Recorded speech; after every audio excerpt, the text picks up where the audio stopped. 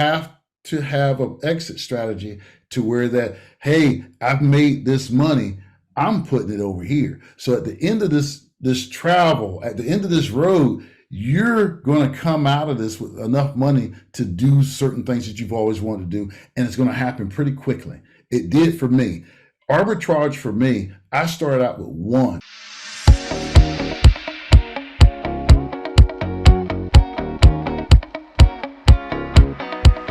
Thank you, everyone, for joining the Tiny Home Ladies Show. Joining me today is Eric Hawkins, the expert on short-term rental success. And so you definitely want to stick around to hear Eric share about that. And before we get going, let's hear a word from our sponsors. MAC Insurance is the go-to insurance company for the tiny home industry. Their insurance coverage includes personal property and liability, just like a real homeowner's policy would. Whether it's self-built, manufacturer-built, certified, or not certified, MAC Insurance can get you the coverage you're needing. That's why we chose them 4 years ago, and every year we're so grateful that our tiny home is covered by MAC Insurance. They will build a policy that is customized to you and your tiny home lifestyle. Precision Temp on-demand hot water heater. They provide endless hot water. The last thing you want to do is run out of hot water in the middle of that shower or doing dishes. They also are RV certified, which also means mobile certified. So any of that product that they built, they made sure that it's been well tested for vibration.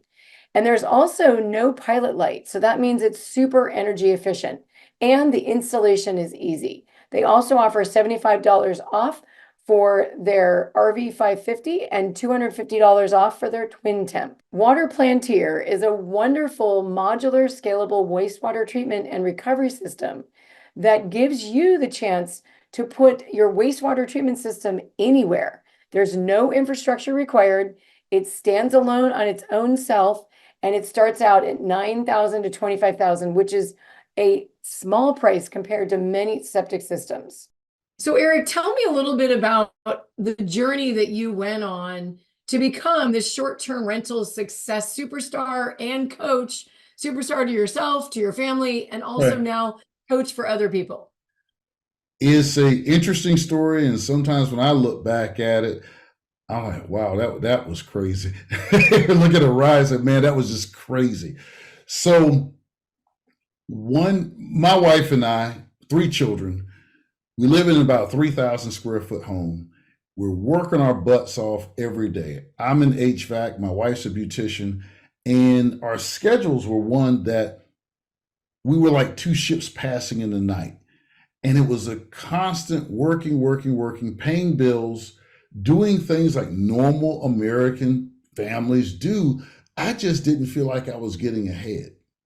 And, that story's pretty typical. But I think the straw that broke the camel's back was the fact that one day, past years before, I had bought this grill, nice stainless steel grill from HQ. That's how old it was. I had not realized since the day I bought it, I hadn't used it. 5 years had passed by. I had not used that grill. And this one day, my son and I said, we're going to cook on that grill today. Took the top off, saw the stainless steel, still looking brand new like the day I bought it. But when we opened the top, there was a ant farm inside there. They had built this whole little city inside there. And my son immediately like, Dad, let's knock it over. And I said, well, hold on. When you're old like me, I had to remind him we paid good money for ant farms when we were kids. So let's enjoy this look for a minute. But it was also a sign for me that I wasn't utilizing the things I have. Here it is, I bought this expensive grill, but 5 years had gone by before I actually used it. So it was just show. It was stuff. It was things I thought I thought had value to me. Apparently, my lack of use showed how valuable it really was. So through some conversations with my wife and other experiences similar to that, we made a decision. We couldn't make more money. We were already working at our peak at that time. How could we make more money and actually start to live a better life? Well, the conversation came up, let's live below our means. Well, that means move out of the 3,000 square foot house and move into our RV.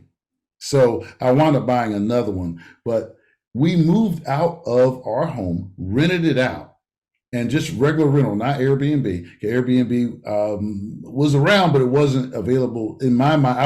I didn't know about it at the time. So we went regular renters, moved out of the house, moved into KOA campground in our RV, and I wound up picking up another one so that my wife and I and my son could stay in one and the two daughters could stay in the other.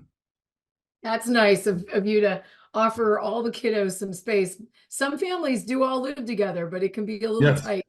Well, they were young enough that the oldest was actually adult and maybe 2 years on her own. The middle child was still in high school last year, maybe a year and a half, somewhere in that range. And my son, he still had a little ways to go. So I had to take everybody with me. So, but I have to tell you, my neighbors thought we were completely nuts. Completely nuts. And they're like, why would you want to do that?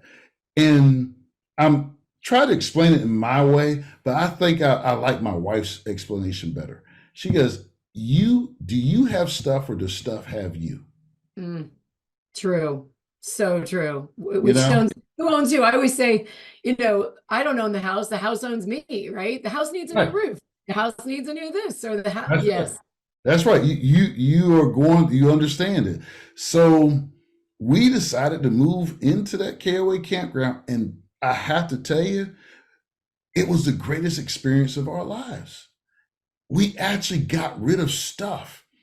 The refrigerator in the RV, as you well know, is small. Lost 20 pounds in less than 7 months. Only because I was eating less. I didn't have this full refrigerator, full of foods, and we ate out more. Now that's not necessarily a good thing, but we got more time together. There you go. Family time around a restaurant table that you're not cooking, you're not cleaning. That's it. We actually, because it was a KOA campground, I'm living on a resort. I didn't think about it that way when I first went into this. All I knew it wasn't a mobile home park. It was a resort. So I got new neighbors every couple of days. I got to meet people all over the United States. I had the swimming pool, I had the gym, I had all the amenities that a KOA campground offers. And I'm approximately 3 miles away from the resort area in Virginia Beach. There you go. It was a win. And how were your kids about it? Huh? How did your kids receive it? They were a little taken back by it because at that stage in the game, they were building their relationships the middle two had built their relationships in school. So doing odd things was not abnormal for us, but this was a little extreme. And I had to get everybody on board with this and let them know unequivocally that this isn't a permanent situation. Matter of fact, it's going to open us up to more opportunities.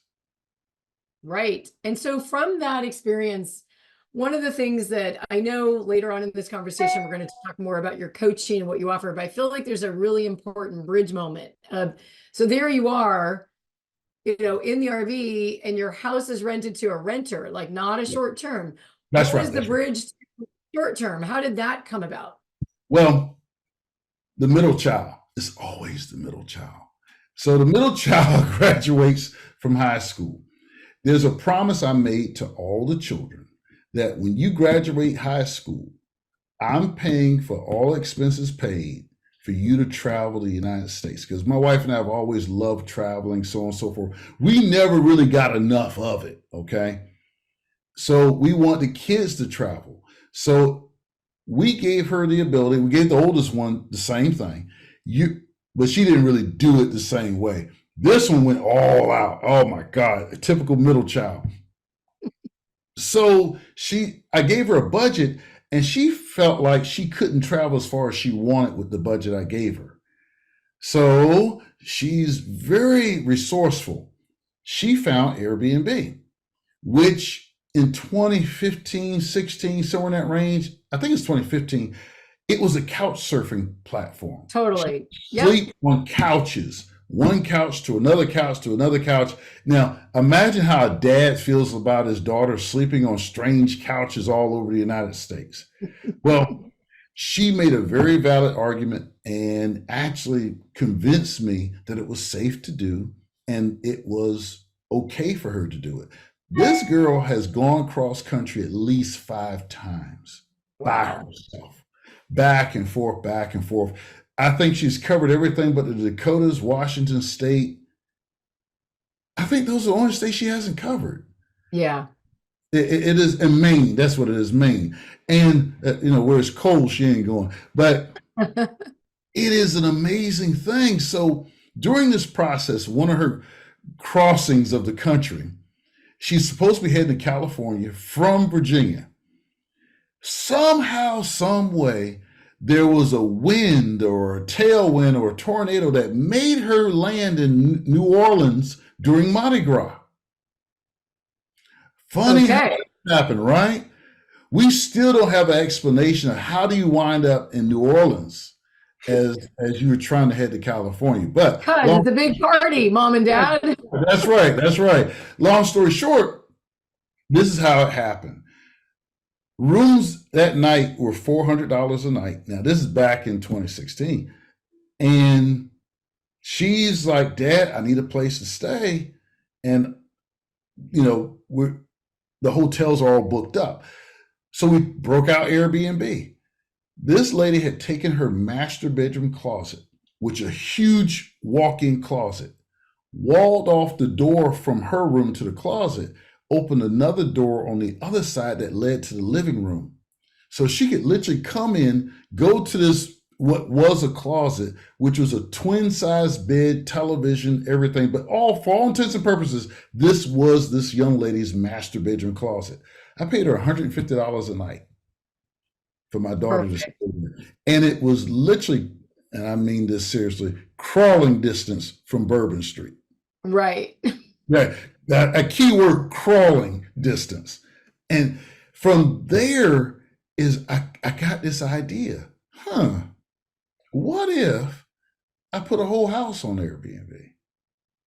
Because my tenants were leaving, their lease was coming up here shortly, and my wife and I had to make a decision in 4 months. No data, no information I could go to pull information, see who's doing what down. None of that stuff. We just prayed and we agreed and said, we're going to take a chance. That if it doesn't work, the worst thing that can happen is, hey, we did all this for 2 or 3, 4, 5 months. We'll just get another renter. Here's the kicker. And this is what started this domino effect into different things. That first year, we grossed $123,000. $132,000 out of that house. We netted $80,000. Wow. That was insane. And how did that relate to, you had costs of the KOA? I'm already imagining people like, well, it costs money to go to the KOA. You obviously already own the RV, plus you had to buy another one. Like, did all of that at the end of the day shake out to, were you spending less financially being in that scenario than living in the home? Absolutely. Absolutely. My 2 lots at the KOA were less than $300 a month. Wow. Okay. Wow. Now, I'm glad you're sitting down because this is the part where it gets a little interesting. The RVs I had were brand new from the government auction. One I'd already purchased. The Katrina victims, the Hurricane Katrina, there were tons of RVs sent to Katrina victims that were never sent to them. I bought them at government auction. They were about $25,000 a piece, brand new. We bought them at government auction for $1,500 a piece. Oh my goodness. I'm saying that with a straight face. Yeah. Yes. That's huge. So your cost of living in those RVs and the monthly cost what are we talking, like, your regular rental, like quadruple that Right, number? right. Because what wound up happening, say $300.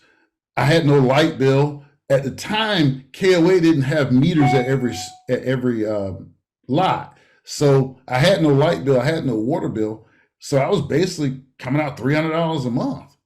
My Right. RVs were paid for. Now everything we earned, for the most part, was ours. We still had our insurance. We still had our life insurance. We still had one car note. But all of a sudden, we had all this extra money that Wow. wasn't going out to a light bill. So I would think all my costs in the house were somewhere in the neighborhood about 1,800. Let's call it about a little less than $3,000 A a month. month. A month. Right. Not Yeah. really including a lot of maintenance and upkeep and other things of that nature. Let's call it even three.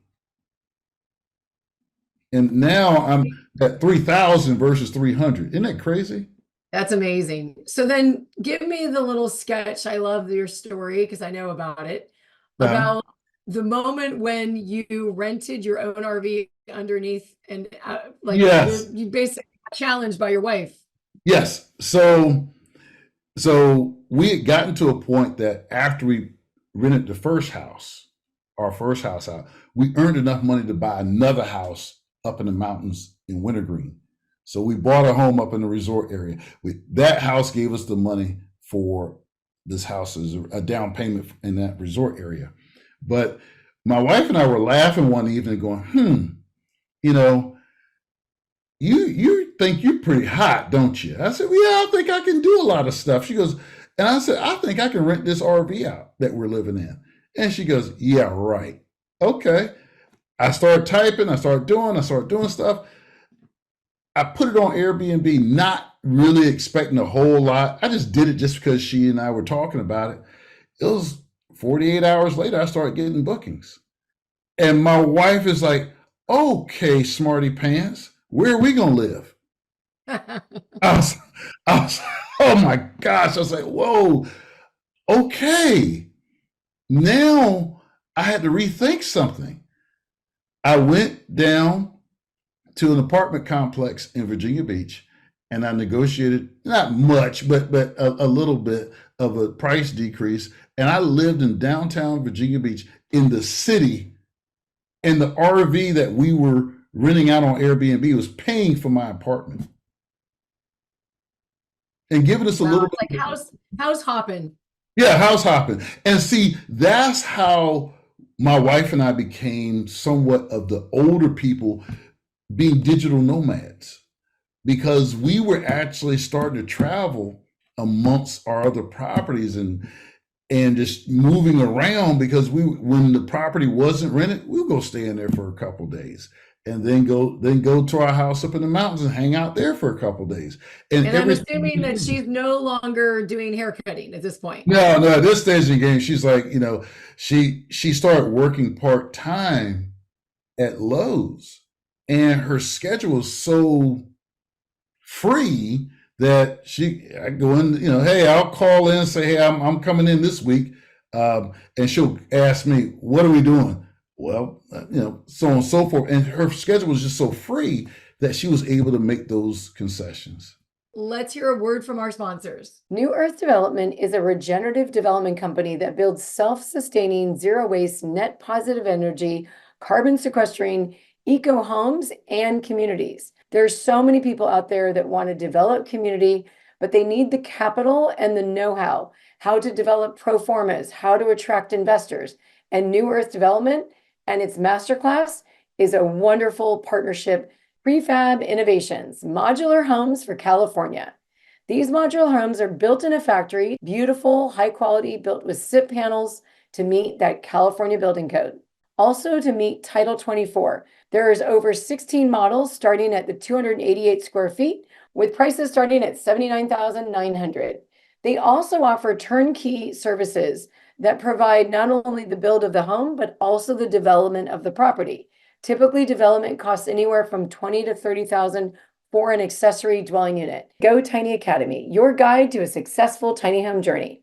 Offering 6 comprehensive training modules, you can unlock the secrets of the 3 pillars to going tiny, where you can learn about the land, master those building standards and zoning laws, delve into the finance, define your budget, and explore financing options should you need them. Finding your ideal builder that is tailored to your location, design, budget, and financing needs is super important. You can enjoy 2 years of access to these invaluable modules and receive a complimentary 1-year membership to the Tiny Home Industry Association.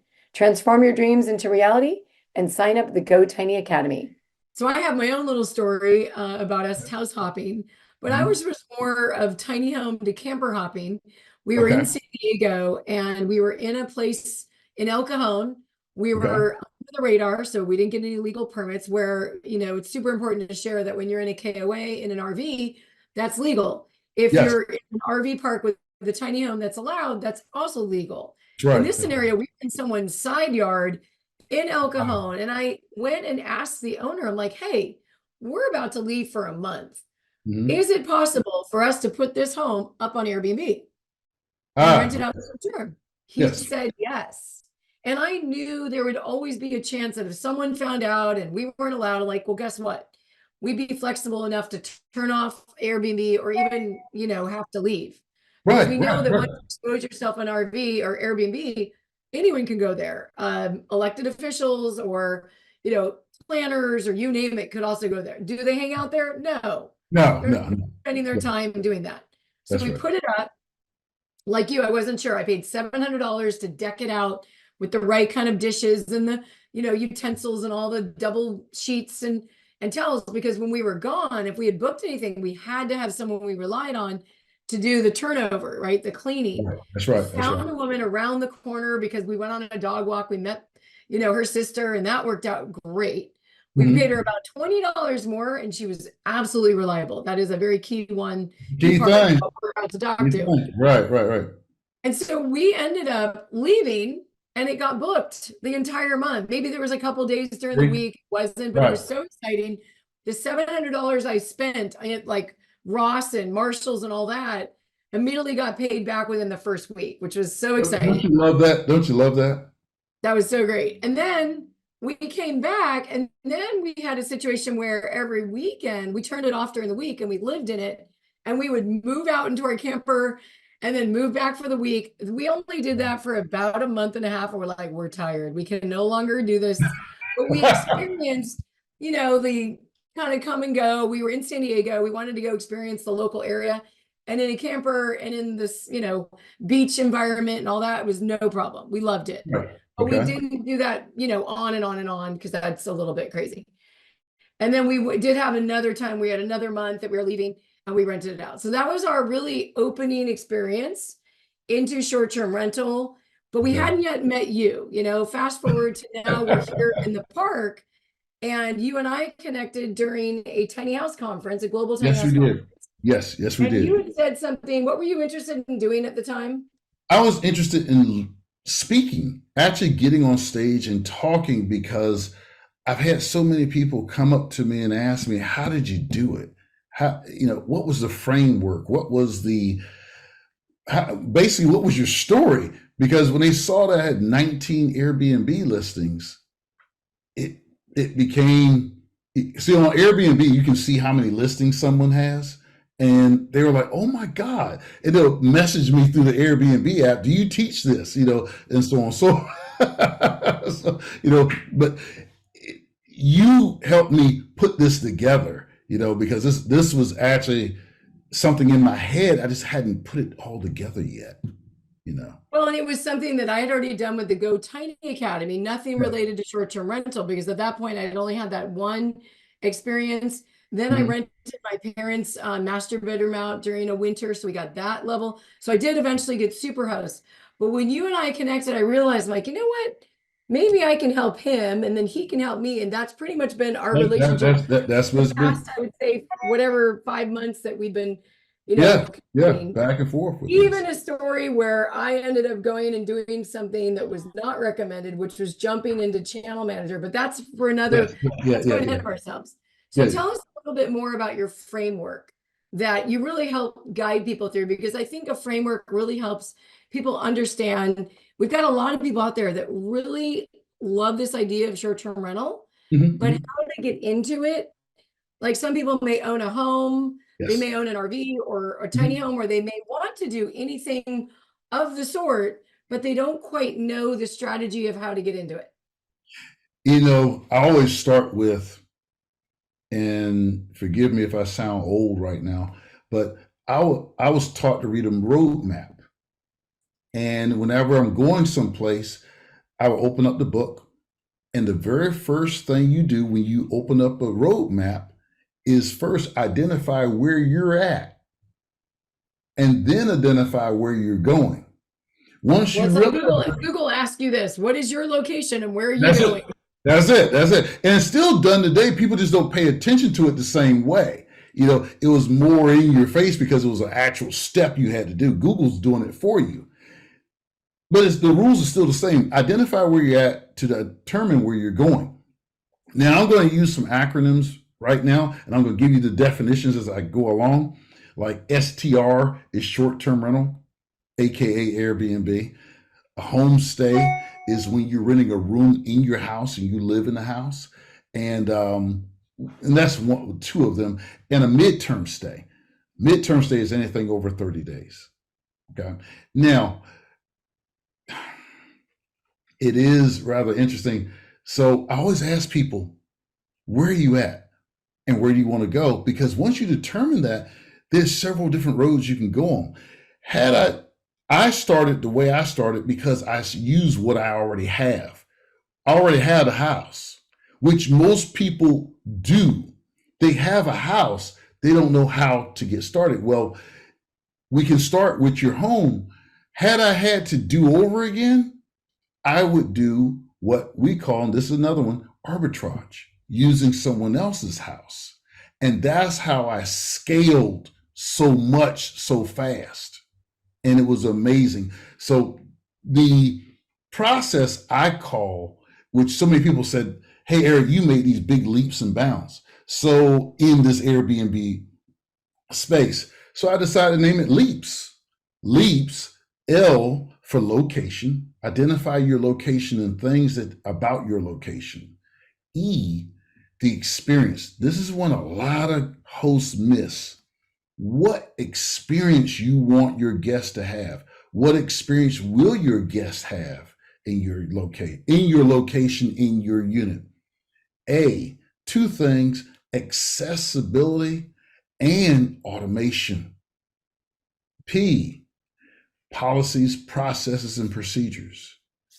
S, strategy. Come up with a strategy. Yeah. Yeah. Leaps. Yes, Leaps. leaps. Leaps. That's how I was able to leap from one house to 19 listings.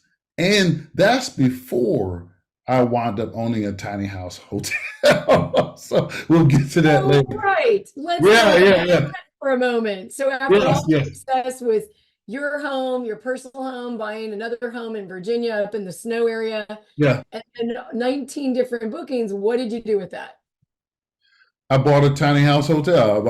I found these tiny houses that were abandoned for like 50 years. This used to be an auto court back in the 30s. So motels early on, well, in the beginning, excuse me, further down, excuse me, I'm sorry, were units connected together. In the early years, in the 30s, they called them auto courts because there was a gas station, a restaurant, and these little tiny houses behind it, AKA cabins. aka cabins. And we actually found this property on the eastern shore of Virginia, and we saw it. We fell in love with it. We recognized its value, although it'd been sitting in the woods for 50 some odd years, abandoned, and the trees had grown over, and it was a mess. But my wife and I, we felt like we could do it. We could bring it I back love to it. life. We brought it back to life. And now, what is the name of where people can go find it? Cape Charles Tiny Living. I love it. Cape Charles Tiny Living is a Yes, good place to LIV. go and figure out. Yeah, well, and we also say live in, Livin, because there's a difference between Livin and Living. What my wife and I, before we went tiny, and mind you, our version of tiny was in the RV. We were living, Living. We are live in now, Livin. Okay, that's perfect. And so what, in terms of the people that you now attract, because I know you're working with other clients like myself, and your Mhm. pathway is really focusing right now one-on-one. You've Mhm. talked a Yeah. little bit about maybe one to many as a group, and then Yes. eventually having a course. And that's Yeah. really a good pathway to go on, because you're going from your own experience to now helping others have that, achieve that success. Like, for example, working with Eric, part of the experience is I had like 85 photos, far too many photos to put on one Yes. listing. But we Yes. went through and really kind of sliced out the ones that didn't really lend to an experience. Yes. And we're talking an experience for someone even looking at a photo. I now look Yes. at, I use Airbnb as a, as an actual traveler all the Hmm. time. And Hmm. that first shot, or even subsequent shots when I open it up, is Yes. so important. That thing is, there's your money shot, the one that someone's going to click on and see if there's going to be any more. Yeah. So important to get a really good quality photo. It is Tell so us a little bit important. more just about photos for a second. So I'm all for having cell phone photos because our cell phones take amazing photos. But it takes an expert, like my dad would say, do what you do best, hire someone else to do the rest. A professional photographer could use your camera and do things you couldn't do with it. I used to have a cleaning service, a cook at one point in time when my wife was pregnant, and she would come in and cook, and we would be amazed that came out of that oven. You know, it, so we'll actually have, you can actually use your camera and go, oh my God, I could take that picture and didn't know it. It's how you use it. True. It's a tool.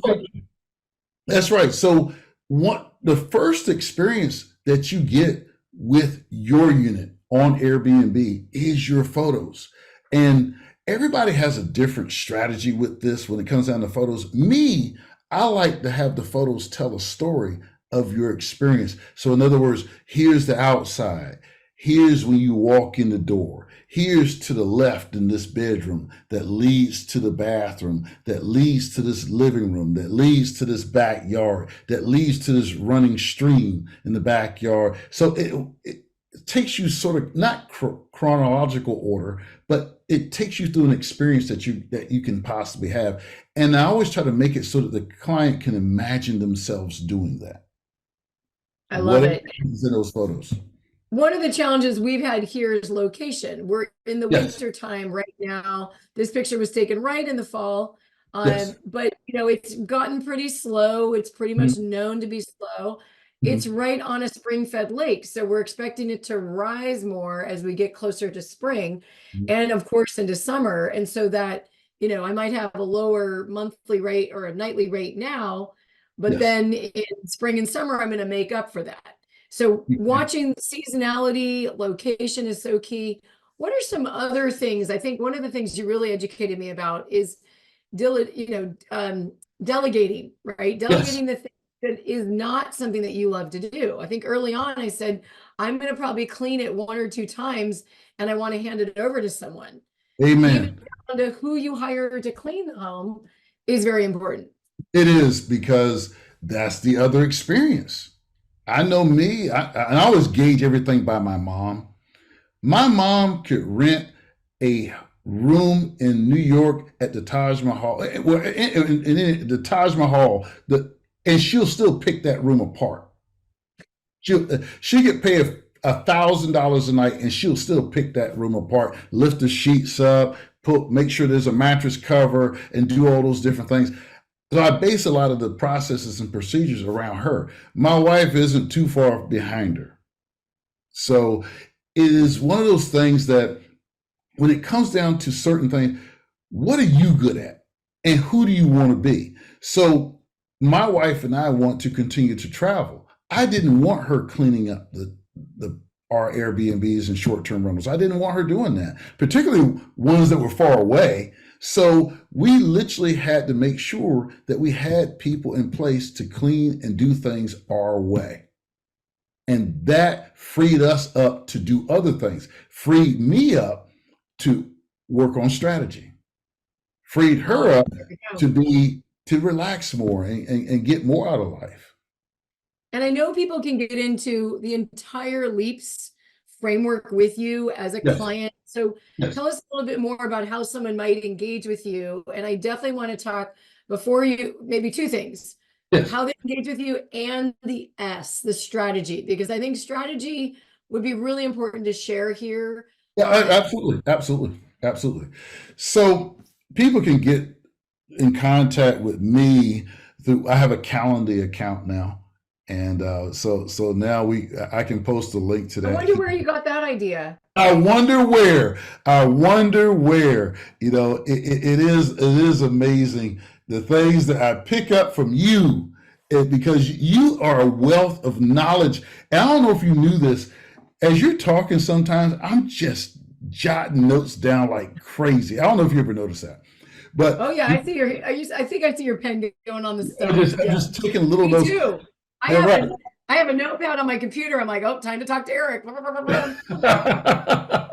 A wealth of knowledge. The other way I have is Clarity. It's clarity.fm, and you can speak to me directly there. And I actually got unfocused. What was your other part of that question? Oh, so really strategy. Thank you for letting us know how they reach you. You know, you can either do a per minute call or with Calendly. It seems like there's two platforms. Both of them will have a fee for service. Do you offer a discovery call?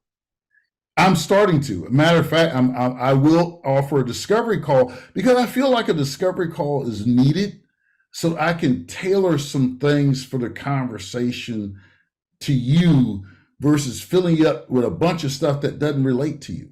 And if I have a tiny home I'm going to rent, maybe I'm not interested in arbitrage. If I don't have any housing and I really love this model of short-term rentals and I want to travel to all the places around the country, arbitrage might be great. So now, share with me the strategies in a nutshell that you think are available for most people.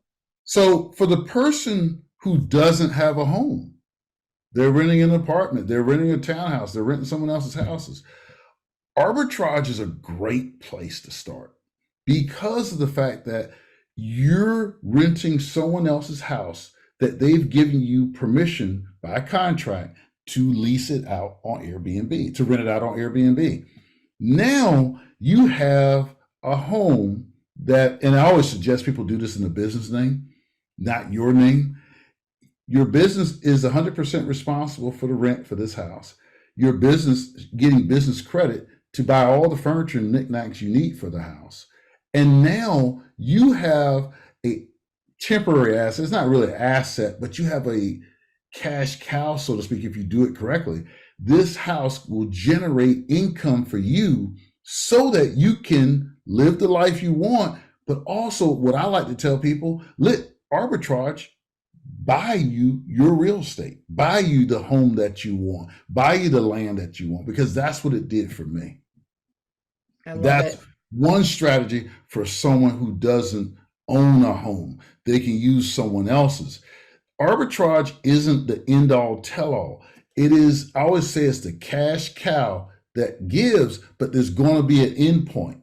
You have to have an exit strategy to where that, hey, I've made this money, I'm putting it over here. So at the end of this travel, at the end of this road, you're going to come out of this with enough money to do certain things that you've always wanted to do, and it's going to happen pretty quickly. It did for me. Arbitrage for me, I started out with one. I wound up with 1, 2, 3, 8 in less than 2 years. Wow. It was insane. And the beautiful part about this is no maintenance, no upkeep, because the landlord's taking care of all those things. That's true. And I would imagine there's a key part in figuring out where, like, for example, let's say this was an area in Blue Lakes that wasn't an RV park, or maybe I could then rent it there. but the seasonality of it may not work, right? So That's really right. kind of That's why knowing location. That's right. That's right. the That's why research, you the got to have the location. location. That's why it have to be the location. And also a little bit of the experience. I say that because is this an area? What are people coming here for? And what experience are you going to give them when they get here? So Right. the other strategy is take what you have. I've often suggested to people who want to go tiny and live tiny, does it matter where your tiny house is? And I've had people say, well, no, it doesn't really matter. I just want to get out of this house. So how about let's build you a tiny house in your backyard, an ADU. You live in the ADU if you like, and you rent the main house out on Airbnb, or you switch it back and forth, or whatever platform you want to do. And we're just using the term Airbnb for right now. And now you built an asset in your backyard that's an appreciating asset. And now you're earning income, which is at least 4 times what you're going to get on rent. And I do want to clarify, Mhm. not everywhere in the country Yeah, are accessory dwelling units, that small unit in the backyard, that's right. allowed to be placed, but that is a growing demand. That's The it. states of Washington, Oregon, and California are statewide allowing that. In Right. other states, if you're in a state that I didn't mention, like in Colorado, I know the city of Denver does allow an Mhm. ADU. But a That's right. lot of these cities that are getting new to it, they Mhm. may be a little more complex rules, and you got to figure out, navigate that world. So I do agree, the ADU is a great opportunity. It's a great There may opportunity. be also restrictions on short-term renting ADUs in certain cities, but not the main home up front. So Not the main that's home going up to be front. part and That's stay on right. that. Yep. Move into the ADU. Now, here's one thing that I always like to let people know, and it's a freebie. No, get rural. Go rural. Because these rural counties are looking for people to come in here and make our area better. And one of the strategies I was helping one person with was there's old abandoned houses out here in these rural areas that are great places to go. You're able to buy the house for little or nothing. Now you can buy it because you can't get loans the same way you can with a house on it. It's easier to buy property with a house on it than it is without. True. Use that property, buy that property, build an ADU in the back while you're working on the main property. And now you're starting out at a lower cost instead of being in a big city trying to do that. But if you already have a home, and they're allowing you to do it, starting out with an ADU works great. Now you can get out. Thank you so much for all these strategies and the framework and how to reach you Mhm. on either Calendly or through Clarity. Yes, Because yes. for anyone that's out there that really wants the education about having your own short-term rental, and we're not just talking Airbnb, but booking.com. Yes. What are the other ones? We've got Booking. VRBO, Google, Google's amazing. And actually having your own website. That moves the needle. Oh my gosh, so much differently than everything else. It's just so many different strategies to help a person get going. I just really need to sit down and listen to them for about 15 minutes and say, where are you at? So I can give you a map to where you're going. I love it. So that is what you can do with Eric Hawkins out there. And you do that virtually, right? So it doesn't matter where they're at in the country, which is so valuable, right? Yeah. But of course, you're going to know your specific area. I know my area of California a lot. And I'm just so grateful that you could be here as a resource for so many people that really want to get into the short-term rental business. Well, hey, I'm happy to do it because I know where I started. I knew nothing. The resources that we have around us right now, I had none of that stuff, but I had to dig through the best way I possibly could. And, I mean, it's amazing sometimes when I look back and see where I started from and where we're at today with a tiny house hotel. It's just an amazing journey. I just thank God for it. I love it. Thank you so much for joining the show. Thank you. Thank you so much for watching the Tiny Home Lady Show. Now, if you're looking for more support on your tiny home journey, be sure to schedule your 15-minute tiny home discovery call with me, the Tiny Home Lady. I'm looking forward to hearing more about your tiny home dreams. Let's talk tiny.